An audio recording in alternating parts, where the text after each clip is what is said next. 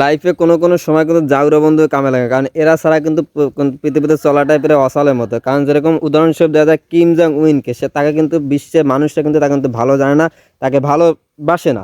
আর এর একমাত্র জিনিস হচ্ছে তার যে ব্যবহার বা তার সে যে রাষ্ট্রটা পরিচালনা করে, এইটাই সব থেকে বড় সমস্যা। তার দেশ পরিচালনা করার সিস্টেমটা কোনো অন্যরকম, সে তার মতো করে তার দেশ কিন্তু তার মতো করে চলে, সে কিন্তু কোনো রাষ্ট্রীয় বা কোনো আমেরিকার কোনো আইন মেনে কিন্তু সে কিন্তু চলে না। তো এইখানে সবথেকে বড় ইয়ে ছিল সে ইসরায়েলকে কোনো সময় যেন সাপোর্ট করে না, ইসরায়েল সবসময় বিপক্ষে কথা বলে। এর একমাত্র রিজন হচ্ছিল সে ইসরায়েলকে আমেরিকা সবথেকে বড় সাহায্য করে, যুক্তরাষ্ট্র সবথেকে ইসরায়েলকে বড় সাহায্য করে, যার কারণে ছিল সে কিন্তু ইসরায়েলকে সাপোর্ট করে না।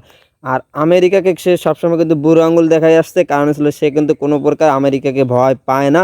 কারণ তার কাছে যে জিনিস আছে, সে সবসময় যেন যদি কোনো হামলা চালায় সবার প্রথম থেকে পারমাণবিক বোমা দিয়ে কিন্তু সে হামলাটা চালায়।